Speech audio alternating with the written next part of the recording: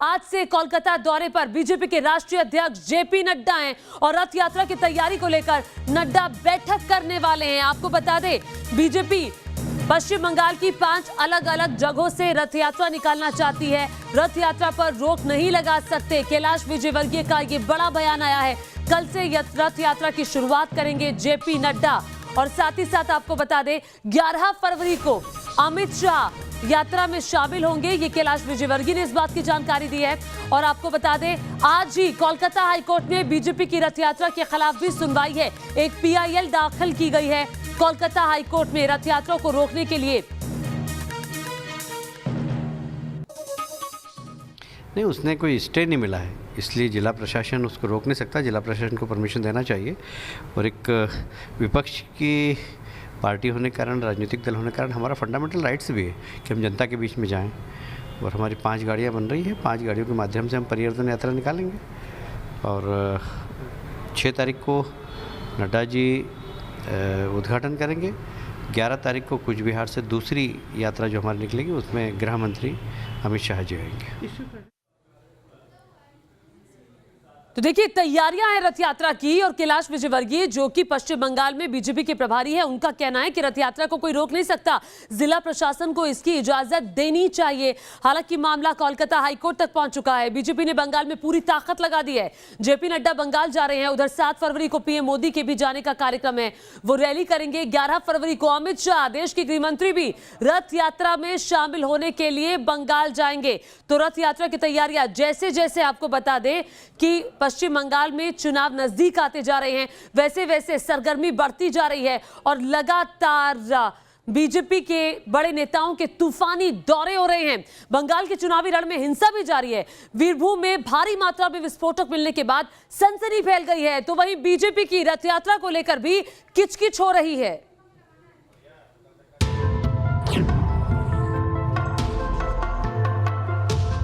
Gelatin की 24,000 छड़।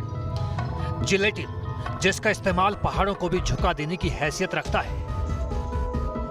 ऐसा विस्फोटक इतनी भारी मात्रा में पश्चिम बंगाल के वीरभूम में बरामद किया गया है। बताया जा रहा है कि रामपुर हाट दुमका रोड पर एक कार से इसे बरामद किया गया है। चुनाव से पहले इतने बड़े पैमाने पर विस्फोटक मिलने से पुलिस अलर्ट हो गई है। हिंसा और बम बारूद की बरामदगी के बीच बंगाल की सियासत में रथ यात्रा का मुद्दा भी गर्माता जा रहा है। बीजेपी 6 फरवरी से रथ यात्रा का आगाज करना चाहती है। बताया जा रहा है कि बीजेपी के राष्ट्रीय अध्यक्ष जेपी नड्डा इस यात्रा की शुरुआत खुद नवाद्वीप से करेंगे। लेकिन बीजेपी का आरोप है कि टीएमसी यात्रा की इजाजत देने में आनाकानी कर रही है। सूबे की सरकार ने बीजेपी को इस रथ यात्रा की अनुमति देने से इनकार किया है। बीजेपी के स्थानीय नेताओं से प्रशासन से इजाजत लेने को कहा गया है। वो लोग कोर्ट में जा रहे हैं, इधर जहाँ से भी वो रोकने का चेष्टा कर रहे हैं बीजेपी को। तो बीजेपी तो रोकने वाली नहीं है। तो जो भी टीएमसी करे, जो भी करे, पीआईएल करे, जो भी करे, हम लोग को भी करना पड़ेगा, आगे जाना पड़ेगा। हम लोग आगे जाएंगे। और आप देखिए, अमित शाह जी बोले हैं इस बार 200 पार, वैसे ही होगा। रथ यात्रा के खिलाफ कोलकाता हाईकोर्ट में पीआईएल दाखिल की गई है। अब बीजेपी इसका जवाब देने की तैयारी में है। मतलब साफ है कि बंगाल की सियासी पिच पर टीएमसी और बीजेपी में रस्साकशी जारी है। Team news nation. और इस बीच एक बड़ी खबर आ रही है। बीजेपी की रथ यात्रा पर टीएमसी का बयान सामने आया है। तृणमूल कांग्रेस पार्टी ने कहा है कि रथ यात्रा को रोका नहीं गया है। रथ यात्रा का जो मामला है वो कोलकाता हाईकोर्ट में है। ममता सरकार को बदनाम करने की साजिश रची जा रही है। आपको बता दें, टीएमसी की तरफ से ये बयान आया है।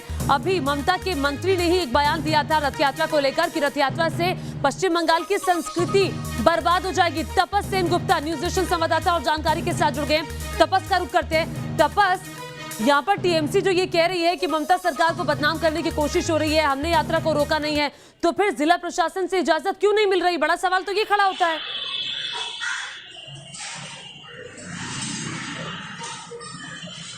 जी देखिए, ये पिछले कुछ सालों से जब भी बीजेपी की तरफ से कोई कार्यक्रम लिया गया है पश्चिम बंगाल में, खासकर चुनाव से पहले इस तरह का स्थिति हमें देखने को मिला और समाधान के लिए लोगों को, खासकर बीजेपी को कोर्ट का दरवाजा भी खटखटाना पड़ा। और इस बार भी ऐसा ही होता हुआ दिख रहा है, क्योंकि कल से परिवर्तन यात्रा है बीजेपी का, जिसका शुभारंभ करेंगे बीजेपी के राष्ट्रीय अध्यक्ष जेपी नड्डा। लेकिन उसके बावजूद भी राज्य सरकार को, चीफ सेक्रेटरी को एक चिट्ठी लिखा गया था बीजेपी की तरफ से कि परमिशन मांगते हुए, लेकिन राज्य सरकार की तरफ से कहा गया कि वो जिलों के अधिकारी जो है एसपी डीएम है उनसे परमिशन मांगे। लेकिन अभी तक आखिरी आधे घंटे पहले तक की खबर यह है कि किसी भी जिले से कोई भी परमिशन अभी तक नहीं मिली है। और दूसरी ओर एक पीआईएल भी दाखिल किया गया है कैलकाटा हाई कोर्ट में। अब तृणमूल कांग्रेस का कहना है कि इससे तृणमूल कांग्रेस से राज्य सरकार का कुछ लेना देना नहीं है, परमिशन लोकल अथॉरिटीज देंगे। हालांकि ये एक सबजुडिस मैटर बन चुका है, यह हाईकोर्ट में है, तो इस समय तृणमूल कांग्रेस को ब्लेम करना किसी भी सही नहीं है। इस बीच एक बड़ी खबर आ रही है, कैलाश विजयवर्गीय ने ममता सरकार पर निशाना साधा है। ममता सरकार का ट्रेंड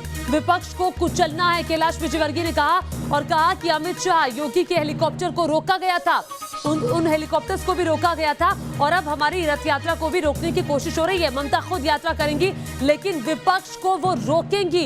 ये बड़ी बात कैलाश विजयवर्गीय ने कही है, सुनिए जरा।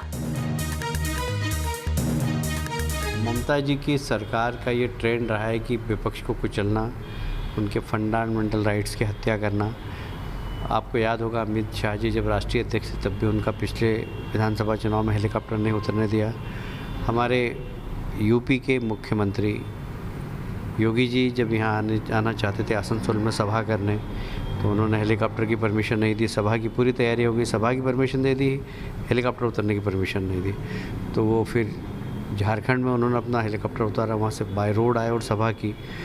तो ये ममता जी का ट्रेंड रहा है और वो कभी भी खुद तो बड़ी बड़ी रैलियाँ करेंगी, खूब यात्रा निकालेंगे, पद यात्रा करेंगे, पर विपक्ष नहीं कर सके, ऐसा प्रयास वो हमेशा करती रहती। तो विपक्ष को कुचलना ममता बनर्जी का ट्रेंड रहा है, ये सीधे आरोप कैलाश विजयवर्गीय की तरफ से लगाया गया है।